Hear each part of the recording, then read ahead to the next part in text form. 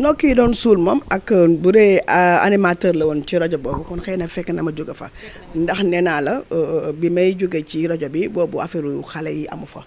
boobu émission voyante moo fa am ak ay téléopérateurs yi daan ñëw ak xale yi doon jàng affaire journalisme ak ñuy jàng affaire téléopérateur maanaam ñëw def affaire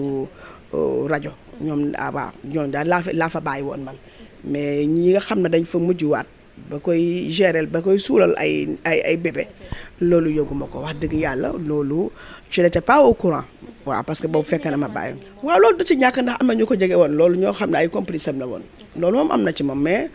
mënuma cee wax parce que fekk na ma génn fa wax dëgg yàlla waaw fekk na ma génn fa waaw mu metti ma trop parce que xale ay mëmënu yàlla lañu xamuñu dara waaw ay xale lañu xamuñu dara xëy na intention bi mu taxoon mu jël ko moom moo xam mais daal waru ko daal mun daal yor ay xale daal waru ko boo bëggee dëgg-dëgg amul xol bi non je la connais mënta yor xale déedéet mënta yor xale dëgg neexul amul sa jot bi mënta yor ay xale mënta nekk mënul ne waaw mënul ne te gis nga ko tey jii ba bi yëf yi feeñee def naa ne lu ñu doon nëbb yëpp feeñ na man du man maa koy wax mbir mi yëpp ñëpp a ngi koy gis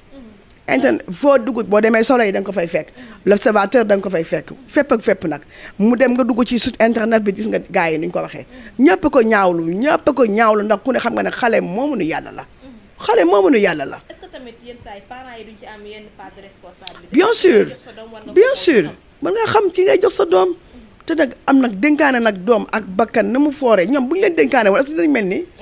ne woon ci dëgg aussi parents yi war nañ wax ci ñoom xale yi tamit nga xam ne ñoom tamit doy na waar daal soxna si bu ñu waxee lépp fii la ñuy fanaan ci kàttanu yàlla ak mbaaxam mais daal doy na waar trop doy na waar yoo xam ne doy na waar daal la ñu mën a wax mais daal jël sa doom di ko teg ci loxo yoo xam ne xamoo yenn façon loxo la ñu jël sa doom doo xam na mu toogee xamoo dafa xiif xam nga xale yi nañ doon jooyee loolu jooyu xiif la xale yi nañ doon jooyee jooyu xiif la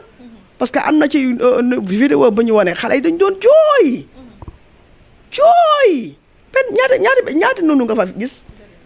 non j'ai vu que 2 noonu ci vidéo boobu loolu laa gis 2 noonu laa fa gis léegi ana yeneen noonu yi ana ñu nax xale yooyu 48 bébé ñaata foofu war na am ay noonu yu bari mais gis ma fa ay noonu yu bari nit loo mënul sa doole attunu ko da ngay bàyyi looloy dëgg loo mënul bàyyil